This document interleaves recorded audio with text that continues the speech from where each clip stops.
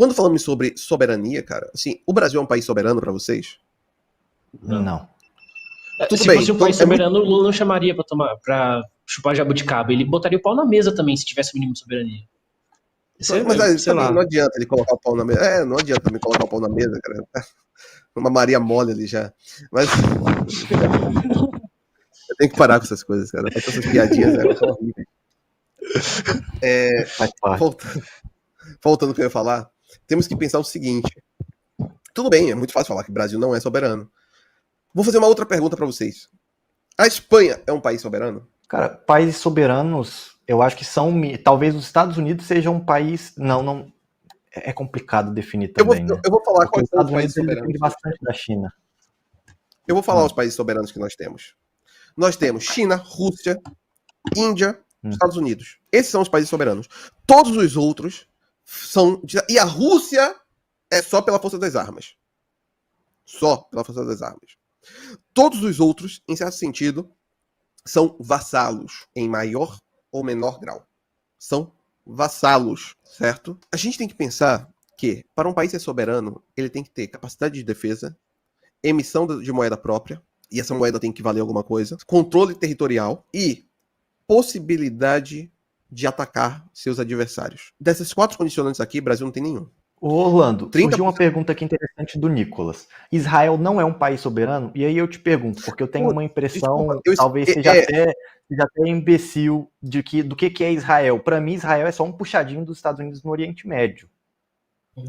Não, eu não coloco dessa forma. Eu acho Israel...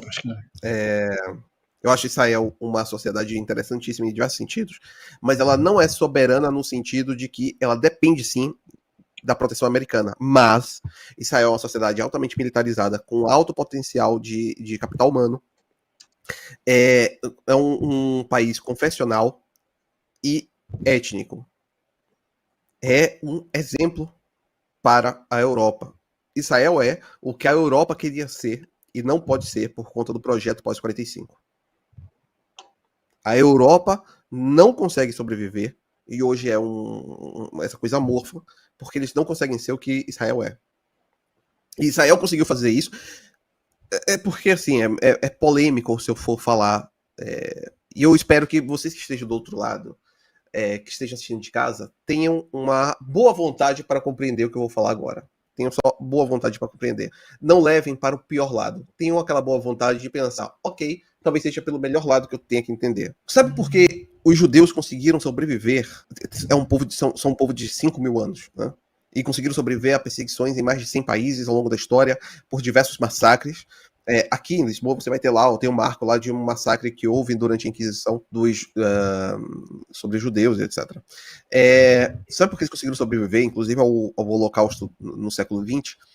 Eles têm um senso de pertencimento que se dá através da etnicidade, que faz com que eles se reconheçam e que eles busquem sempre um retorno a si mesmo. Um judeu sempre será um judeu. Para você ser um judeu, você tem que ter uma mãe judia. Certo?